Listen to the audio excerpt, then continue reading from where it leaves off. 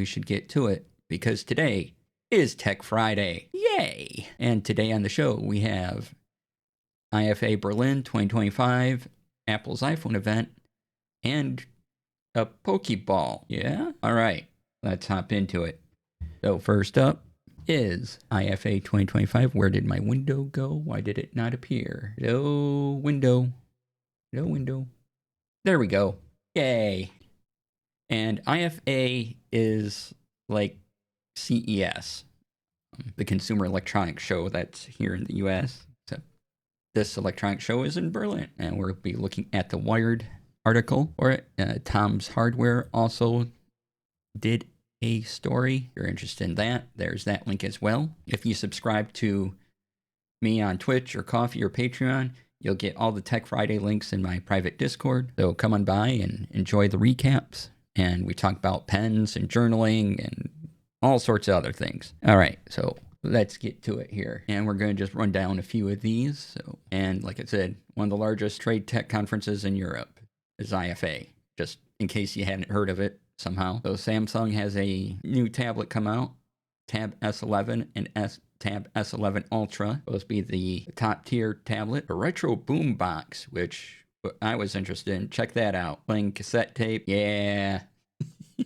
So this releases next week. It's the GB001, and you can pair it with a Bluetooth speaker, which is also interesting. All right, TCL as a PlayCube projector. This thing is weird looking, but all right, there it is, all its glory. Oh, and it's available to buy now. 2.7 pounds. Oh, you can twist the side 5-watt speaker around 90 degrees. Uses Google TV, 1080p, and we're quickly running through these. But one of my things that I'm interested in is the Lenovo's new swivel laptop, where you can take the screen and adjust it, have it either horizontal or vertical. And like, that's pretty cool. It's called the ThinkBook Vertiflex and does what it says. It is an OLED panel with 144 hertz refresh rate and be available in October for $1,049. So I just like that we have a twisty screen thing now. That's kind of cool. And a bit something we don't usually talk about, but Hypershell makes the first outdoor exoskeleton. There it is. You put it on and you can be a superhero, I assume. So it is the Hypershell X. It has 12 different sensors, weighs only 5 pounds, and can help you cover about 18 miles. So yeah, you know, for your superhero or supervillain needs, I won't judge. Cool. And this was also neat. The Samsung's portable TV. Comes on this little stand they go around. It's called the Stand By Me TV, or Stand By Me TV. Yeah, Stand By Me TV. Get it? Stand by me. Yeah, moving style TV. So we got lots of terms there. Mounted on an adjustable stand, TV can be oriented both in landscape and portrait. 27-inch 4K display. HDMI, a couple USB-C ports, and AI stuff. We'll just kind of go by that. But Technics, probably one of the biggest names in turntables, has finally made a Bluetooth turntable, which is quite cool. I know I have Bluetooth speakers around here. $899. It looks really good. Got handy start-stop buttons. Yeah, so if you're looking at good quality turntables and you got some Bluetooth speakers you want to broadcast that sound to, this is probably a good solution, though it is a lot. All right, and TCL, again, the company that makes the NXT or Next Paper things, is making a phone. Their display is 7.2 inches and it has a stylus. It uses their Next Paper 4.0 tech, and they claim it's easier on the eyes and all that other stuff. So it'll go between a e-ink mode and an LCD mode. Right now you see it here in obviously e-ink mode. I don't know if e-ink's the proper term they want to call that their tech, but and oh yeah, what's a tech show without robotic vacuums? This the Q-Revo Curve 2 Pro. I don't know how this is measured, but 25,000 PA suction. I'm sure that's impressive. And they have a handheld version of their vacuum, both steam and hot water cleaning modes. And not only that, but Roborock also has robotic lawnmowers. So when you want a cool gadget buzzing around your lawn, well, you can do that now. And is this the stairs vacuum? This might be the stairs vacuum. Yes. Eufy and Echovacs can actually climb stairs, more like a stair lift for your existing robot vac. So you pair it with a vacuum, and it will climb those stairs. And we have some neat drone technology in the Anti-Gravity's 360-degree A1 drone. That is A1. You might see that the number 1 look like an I on some articles, but it is indeed A1. And what I like about this is it's a 360-degree drone. It can get 8K resolution video. And the thing I'm slightly worried about is immersive vision goggles, whatever that might mean. So you put on goggles, and you can see, they say you can look all around you as you fly the A1, but yeah, how well are you going to pay attention to your surroundings and what the drone sees and all that? That's a bit of a mystery. Don't know how that all works, but it is a very, very impressive unit. I like the looks of it. 360 camera is a great idea for a drone. That would be fun for drone racing. Yeah, got goggles for drone racing with the little camera there. Yeah. And hi, Rex. Welcome on in. And then walking pads, I'm still not sure what I'm looking at here. Someone put their leg in this thing. So you have a new compression and massage boots, I suppose. Sure. And if you want smaller RGB LED TVs, well, now you can do that too. Let's see, Dolby Vision 2, more AI stuff. We can just... Okay, this is interesting. Philips Hue partners with Sonos. So your light bulbs and your speakers can communicate with each other now. Supports Ethernet, can now operate over Wi-Fi, so that's pretty cool. And then Soundcore merges a projector and party speaker. Sure. Anchor's docking station, which is huge, but you need it. There you go. Okay, switching to heat pumps. Let's see if there's anything else. No, that's about it for them. But yeah, there was a lot of gadgets, so you can go use your favorite search engine and look up IFA 2025 and see even more things. Let's see here. We'll pull up the Tom's Hardware article. What did Tom's Hardware like? Let's go through that real quick. All right. So again, the Lenovo Veriflex concept, which I don't know. I think that's cool. Your screen can go vertical or horizontal. And this, the Basis Energique GT01. I don't know how they want me, because it's supposed to be energy, right? But but the geek is at the end, so is it Energique? Energique? I'm not sure. But a handy portable charger. There you go. And if you want a mighty monitor, Elegoo Jupiter 2 is a new 3D printer. Has a 14-inch 16K LCD screen, which is amazing. And it's a large format machine. You're into 3D printing, you may want to take a look at that. The Lenovo Legion Go 2 was also on display for your portable gaming needs. It is 1920 by 1200, and you have a vibrant OLED panel, battery upgrade, and you can get 2 terabytes of internal storage from the factory, and add another 2 terabytes via the micro SD card slot. It's $1,049, comes out next month. And then there's the docking station again. And yeah, so lots of neat hardware things coming up. We'll go over more lists when CES happens again, or things like that. But that is as a roundup of what IFA at 2025, or what was at IFA Berlin 2025. Okay, moving on to Apple. Took the article from CNET. Mostly the phones got upgrades and fancier parts. The two things that I found most interesting was the iPhone Air and the new AirPods. And this covers everything announced. So you have, things you would expect for the iPhone 17.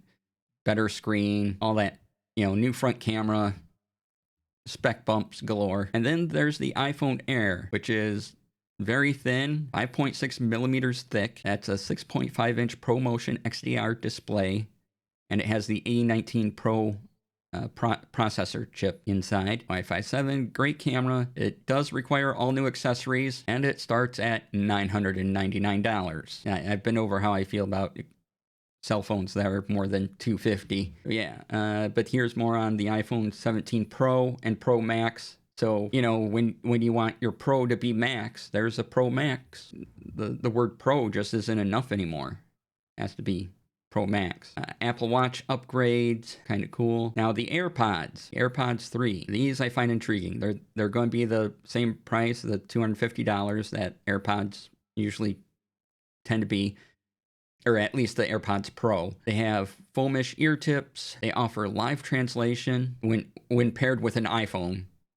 Obviously, you need an iPhone for some of this to matter. Fitness enhancements include heart rate and calorie tracking, among other dates.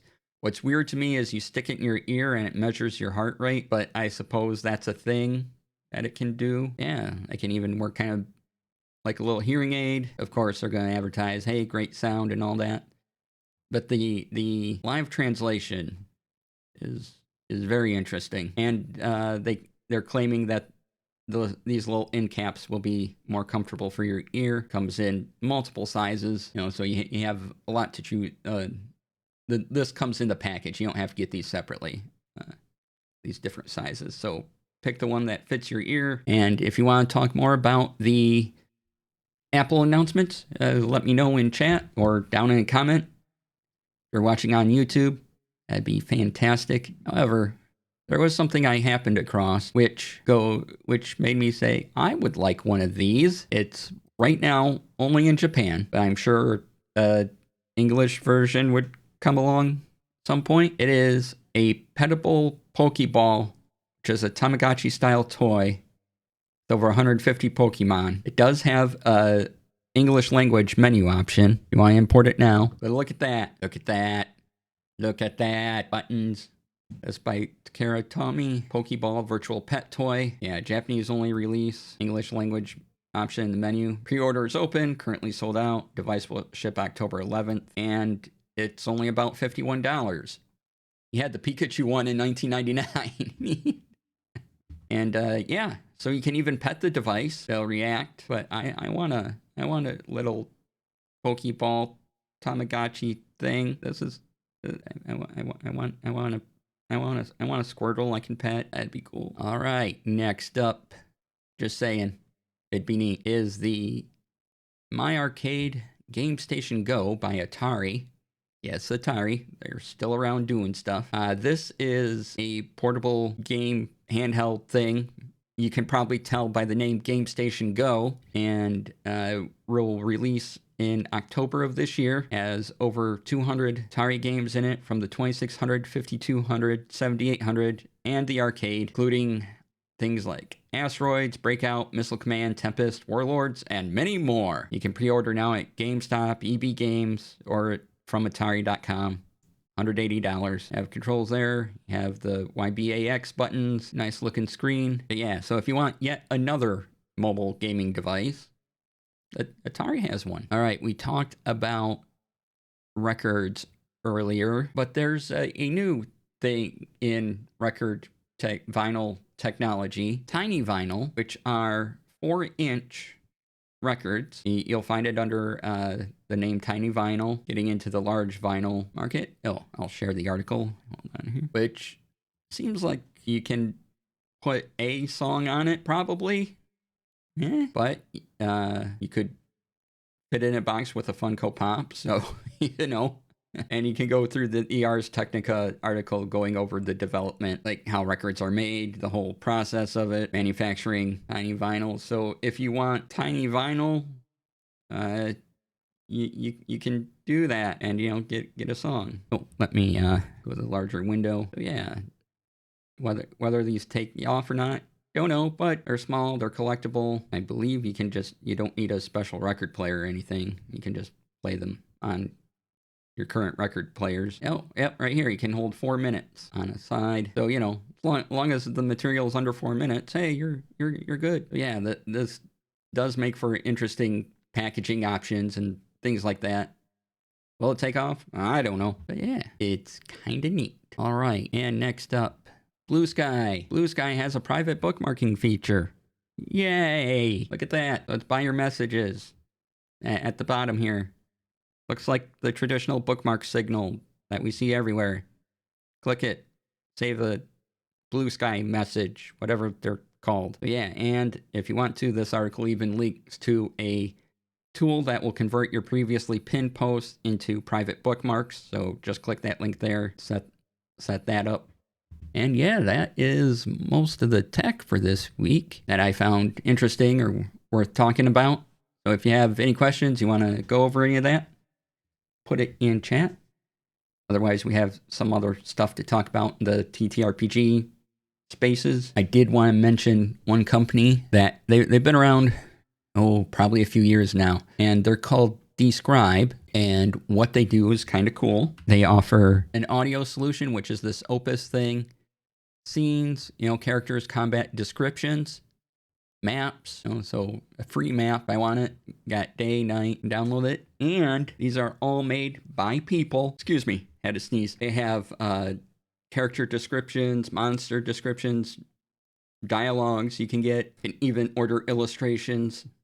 They do have a list of the artists that they work with, and their prices are pretty reasonable. So let's see if we can get to... pricing was up here.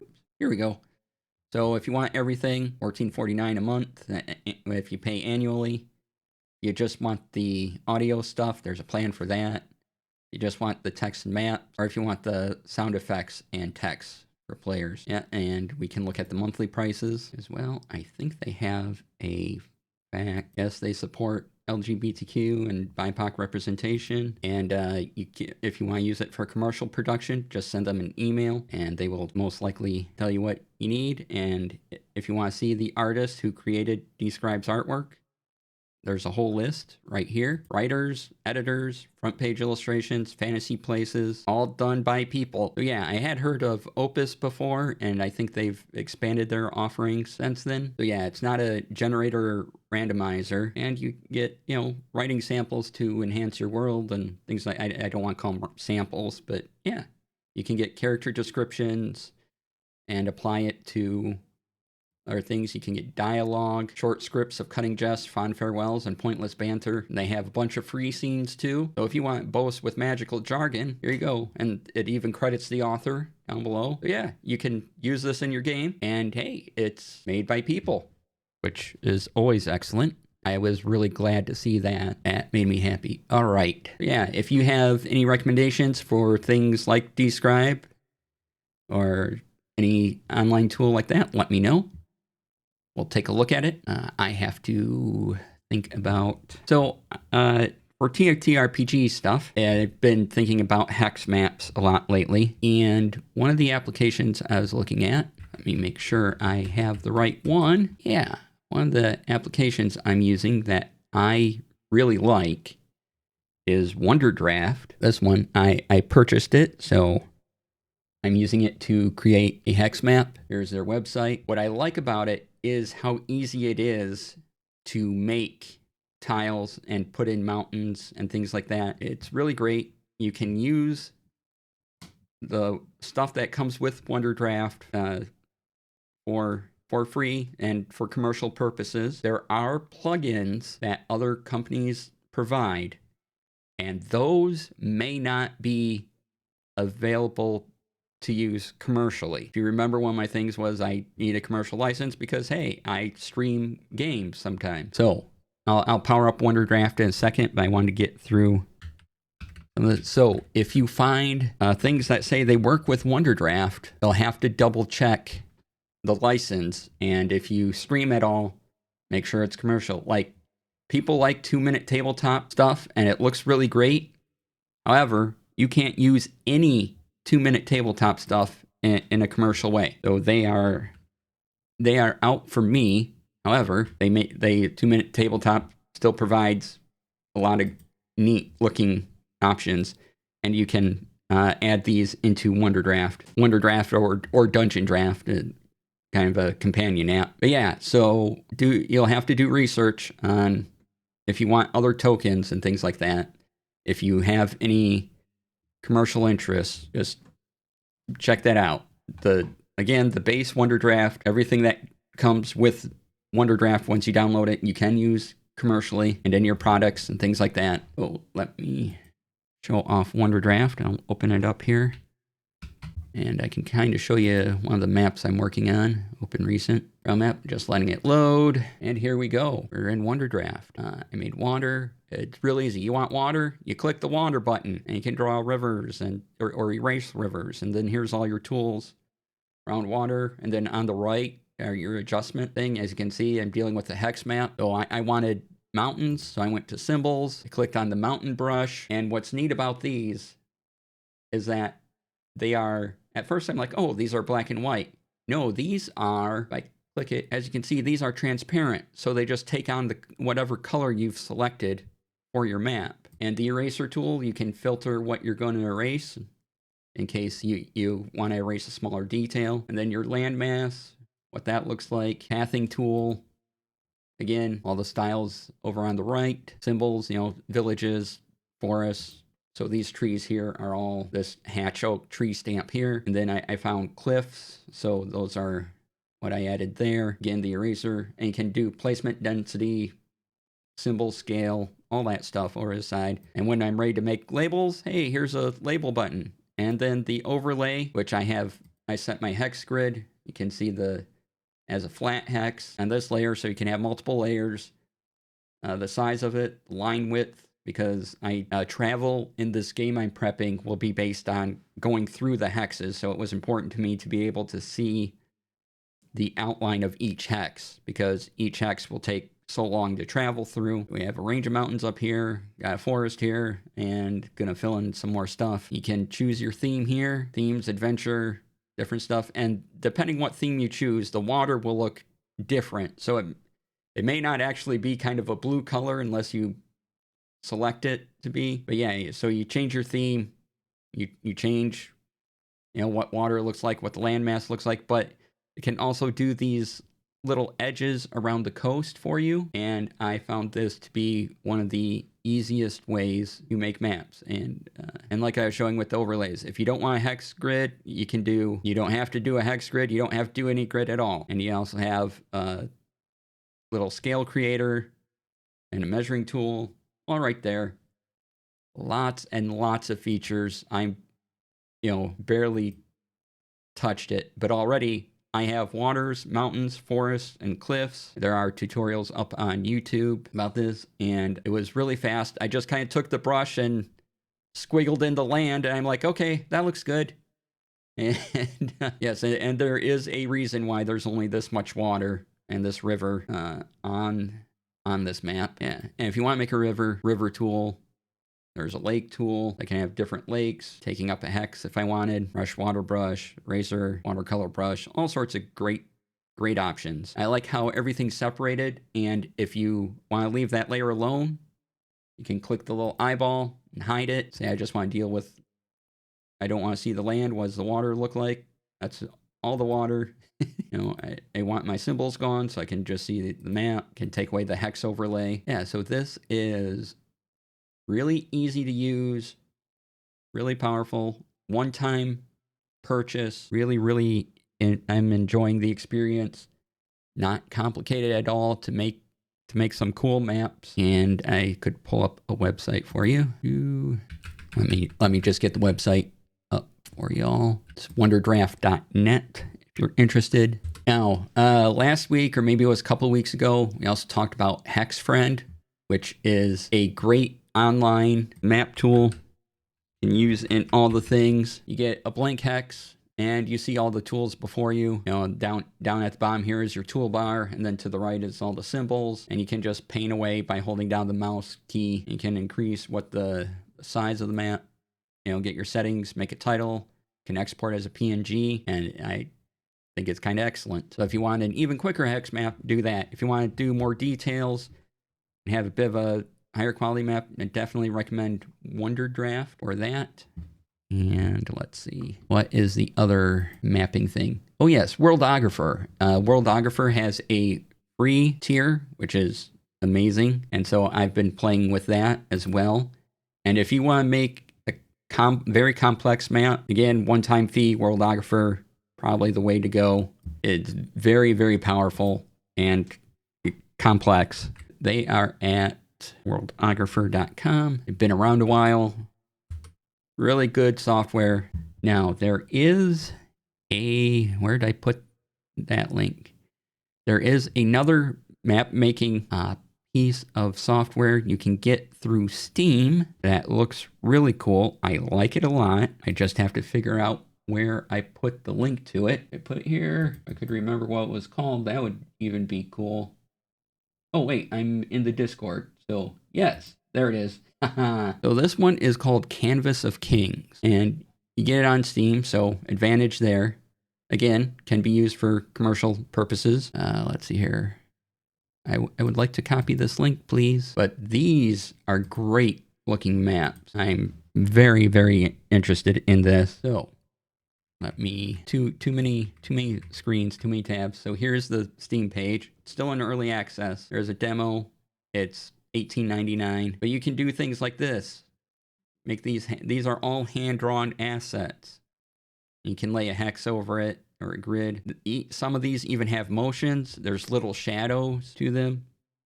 But yeah, every element is hand-drawn. And I think this, if I'm doing a town or city map, I kind of want to get this to do a town or city in. Right now, in its early state, it isn't that great for world maps. You could do one, but this is much better for town and city, and I just love the art style. It's really unique. It has simple pathing features, and like you see here, you can kind of draw an outline of where you want buildings to be. That's what's happening there. So you set up, okay, I want trees, and I want the trees to be within this space, and so trees or buildings or whatever you want populate that specific area. Let me see if I can get the... Oh, there it is. I was clicking the wrong thing. So here's the link for that. But it's absolutely gorgeous. I love everything going on with it. And yeah, I wanted to just make sure y'all had map options and kind of give you some of what I'm thinking for maps as well. Absolutely brilliant. All right, it's going to be time for a break here in just a moment. When we come back, we're going to keep on the TTRPG theme and go into Obsidian once again. And there's a couple of features I want to point out about Obsidian that I just found out about that I've been using all along. And then I want to show you my new TTRPG vault I'll be using and releasing in the near future for everybody. So it's time to take a break. Be back in about 5 minutes. See you soon. All right. Well, welcome back, everybody. Thanks for sticking around. I'm going to get in on my Obsidian kick for the week because I use Obsidian a lot. If you haven't been here in the past 2 months or 3 months, I don't know. I talk about Obsidian. But there are 2 features I wanted to go over, and one of them involves bases. So this is my main vault. Yeah, I've shown this before. But here's my 2 databases, my blog database, my books database right here. And over here on the right, oops, let's try that again. On the right, I have an outline. And you go up here, you have your outline of home. So every time you make a heading, it goes into the outline view here. And what you can do with the outline view is you can drag these around. So if I wanted the books database first, I just drag it on top, and now the books database and the blog database have switched places. And then if I make a new heading, it appears in the outline, type below it, and it uses the heading, so, you know, hashtag space, whatever you want to type, as going, oh, okay, a heading, you want that in the outline. So anything I type below this will go along under heading, and if I make a third one, now heading, because it has a smaller heading below it, heading now has a subheading within it. And again, you can drag it around, move them, and that improved my workflow so much, especially if I want to write a blog article and move around sections, like, well, this section would work better here. I don't have to copy and paste the whole thing. I can just move the heading in the outline view. The other thing I wanted to show is that you can take a base and put it up over here, like this is my clips database. I click this, now I have a side view of all the clips, and I'm still working, and I still have my regular home view here with whatever I'm working on. And you can resize this. Obviously, it's not the whole base, like I would have to drag this over to see more, but you can position it how you want, make it larger. If I want to see more of it, there I go. Yeah, I thought that was pretty cool as well. If you need a database up while you're working on something else, you just take it, grab it, and move it along. It's great. Oh, I'm sorry. You take the file name over here. So if I want my blog database, I take it, I grab it, and I put it up here, and now I have my blog database up here. So my clips database, blog database. I can close it to get rid of the icon. So yeah, those are two features that just come with Obsidian that make navigating and moving around things a whole lot easier. Now, what I want to show off is my new campaign building database thing. Now, I told my players about Screen Garden and what we could do with it, and so they funded yet another Screen Garden team, so I'm sharing with them. So thanks to all of you, I have Tech Friday, and thanks to my players, I have they'll have access to a database, the Obsidian Vault as well. But what I'm doing is this. So this database, which I'm calling Home Game, will have all my home games in it. They're going to be separated by the name of campaign, and then when I click in the name of campaign, well, we have databases. We have the DM info, includes these, and then the player info. And oh, we have kitty time. So let me, hey Hannah, hi. Let me move the camera. Stay right there. Don't move. Or okay, move around. You can see some on my wall, but oh well, you get to see kitty too. Hi. Yeah, there you go. JD lady says hello. Oh, you're gonna jump down now? Okay. My Obsidian campaign database. So, name of campaign will always be the main subject. Underneath it, I'll have, I'm going to make some databases, so I just have a database folder, but we have DM info, player info, and you can share this however you like with your players. There's not just Screen Garden to share info. These are, every note you write is a markdown file, and you could go into your system and just share those with your players if you wanted to, and updating it, things like that.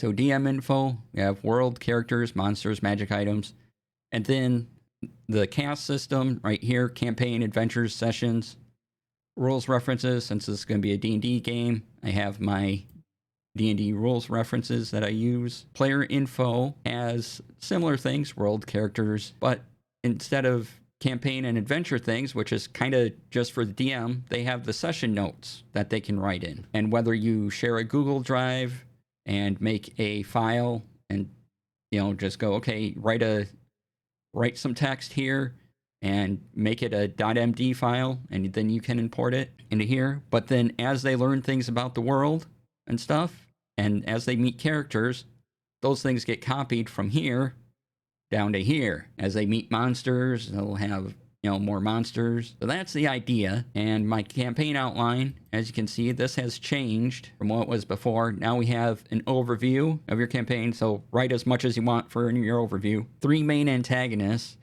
And this is a table. And tables in Obsidian, they increase in size as the rows increase as you type. So you don't have to worry about resizing anything. We give them a name, brief description, what their primary goal is, and then who's working for them and who's working against them. And because you can add backlinks, so you can have the entry name, and under characters, so I have PCs and NPCs. So I could backlink to an NPC name. So let me show you what I'm talking about here. So new note, we'll make Sir build a house, right? He's a knight. So we'll put Sir build a house into NPCs. I can go back to my campaign outline. And I can even do this. Right click, open to the right. Here's Sir build a house's info. All right, so now in the name category, bracket. Oh look, Sir build a house, there. I now have a link to Sir build a house's note. And so you can do the same thing with the people for, people against. And what are you doing? You have now made 3 people, and you've made factions that are for and against. So you can have, now you can have the same factions be for, you can have them working together however you want to do it. But so you potentially have 3 antagonists and 3 forces for. Maybe, it's the same 4 fours and forces against. So you have 6 different things that are all now in your characters or world menu, wherever the thing goes, or maybe in your monster menu. Maybe there's a monster. And you can make this, if it's a political game, you could say, okay, so Sir build a house, forces against, well, that's Sir not a house. And, he's against it, and it's political intrigue. But yeah, so the double brackets, create a backlink, and now you've started filling out more of your campaign with characters and everything. Just that easy. All right, let me get rid of these. We have 6 campaign truths. So 6 things that are just the kind of the facts of your world. You have inciting incident, what's setting off the campaign, and then character connections. How does each character connect to something within the campaign? And the 6 campaign truths, this topic is something you'll find in the Lazy DM's Guide by Sly Flourish.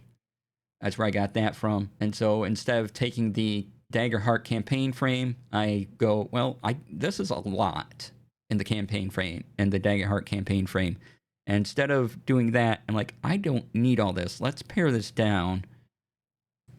What are the things I would find useful? And then I have properties up here so you can put in the related adventure and the related sessions if you want. So it's a database. But then we have the adventure outline, much the same as you've seen before, and the session outline. I've shown this off before as well. I'll release this under Creative Commons, and yeah, then you just copy what you want from the DM info, what you want your players to know, and put it in the player stuff. So now you have, what's going on in your campaign, and then you can also see what you've revealed to the players and what you've given them. So if you have Obsidian and don't want to wait till I release the thing, and you want to copy this structure, here you go. And of course, there's a templates folder for, the adventure outline, campaign out, session outline. I'll probably make more templates for characters and things in the near future as well. Yeah, and so rules references, whatever game system I have, or I'm run this campaign is a part of, I'm just going to put rules references at the bottom here. D&D. So here are the actions, the tools, conditions, ones from the SRD, right? And when I release this, I'll take this part out because the D&D is just for my home campaign. But any rules references you want to whatever makes running the game easy for you, just put in this section here. And these are numbered because Obsidian runs alphabetical order. So, but if you put it numbers, this is the order I wanted them in, and I wanted the PC to be on top of the NPC. So that's why it's 02 to refer to characters, -1 PCs, -2 NPCs. Not a complicated numbering system. So yeah, that way everything is in one database. And again, me going minimalist, mostly text. And then when I'm done with the campaign, I can leave it in this vault, in my home game vault. And if I ever need anything from it again, I just click the name of the campaign. Here's all the information about that campaign. And then I would just copy this, other campaign, and it would have all the same folders again. And I'm trying to think if there's anything else I want to mention about this. Oh, the other thing I want to make sure I cover. If you've not seen my Obsidian vaults before and you're wondering about my organization of things, this is the most organization I get into. Characters, adventures, right? I'll put the name of the adventure outline. This becomes the name of the adventure. And where I get organized is in the properties with tags or whatever else I need, but probably make it a tag. And that way, I'll make a database of my adventures, and that database will be my organizational tool. So anything I want to organize the sessions, the adventures, or the campaigns by goes into a database, and I make sure that has the property. So I make a new adventure, I use the adventure outline, I just toss it in the adventures folder. I don't try to organize it in any other way. So whatever order they pop up in here, which would be alphabetical, isn't necessarily going to be the order they play them in. However, I'm going to have, maybe the date in here that it was played, and that will be my organization, is creating a quick database and filtering it out. But otherwise, yeah, this is just going to be a collection of stuff. There's my session notes, same thing. Session outline, I have the date right up here. I'll name the session whatever. I'll just keep throwing it in. And then when I make the database, which I showed you the database earlier, and I can have it, up over here on the right. And that's all I do for organization. As long as I have something in properties that'll let me use it as part of a database, I'm organized. Otherwise, I don't worry about it. Just put it on in. And then I leave session notes. I don't have a outline here because these are going to be all your players' session notes, right? This is their space, and they can write what they want about characters and monsters, and make notes about the world. So this is what you share with them, but it's also their space to put things in, to add to the note. So you have your notes and you have the player notes on the things as well, which is great. And again, there is a variety of way to share vaults or markdown files that you use. However you want to sync those will be up to you. If you want suggestions on that, I can give you a number of suggestions. Right now, I'm using Screen Garden. Again, thanks to my players, I'm using Screen Garden again for another thing.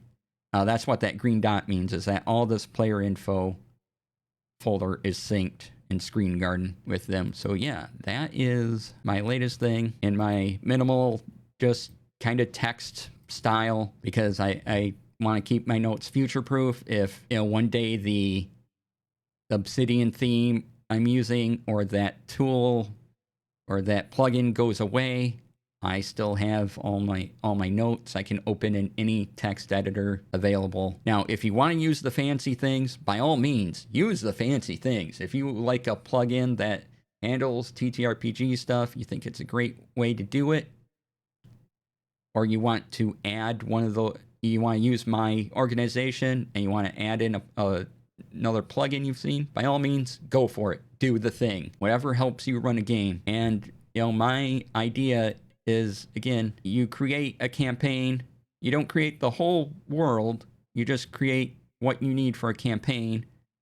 And then the adventures and the sessions, the adventures take place in the campaign. The sessions are what, an adventure might take 3 or 4 sessions. So that's why those are separate. And you can make yourself notes on each thing. If you only want sessions, get rid of the adventures. It'll be yours to do as you please, right? Hey, kitty. Hi again. Good to see you. But yeah, and I'm a big fan of starting off small. So I start off with a campaign. That campaign informs, the part of the world it takes place in. It's not going to be the full world, but I'm starting to play with my players, and they're going to help out and add things to the world that I probably didn't think of. And so I can go create the notes, and then maybe one day, after, a few campaigns or something, I can make all those out and go, okay, here's the world now. Here's the world that we've all made together over time. And so, yeah, I'm a big fan of kind of start small thing. Start in a town, or a village, or a couple villages, and expand out your maps from there, as it were. Hey, yes, hi, yes, we hear you. So I better get back to Kitty real quick. Hey, where'd you go? Where are you? Here. Yeah. All right. You gotta say hi to everybody again. Yeah, good kitty. Oh, wow. Okay. Oh, now it's time to get down. Okay. Well, that's longer than usual. Thank you for your time. Oh, you gonna stay in my lap now? No. Oh, there you go. So yeah, those are my current session outline stuff. That's what everything will look like going forward. Hey, Vancouver by Night. 3 main antagonists, Larry, Daryl, and Daryl. Yeah, exactly. That would be amazing for all the younger folks in the... There was once a comedian named Bob Newhart. Yep. And all his shows involved his name. Yes, Bob Newhart's very funny. Check out some of his comedy albums. Very, very funny shows. All right, stop Spotify. You okay, Kitty? Yeah, you good down there? Okay. All right. Kitty's just going to hang out with us on the floor. So, yeah. Obsidian stuff. Yes, that covers all the Obsidian things I wanted to go through. Have a great weekend. And be kind to yourselves. Be kind to each other. I'll see you all on Monday.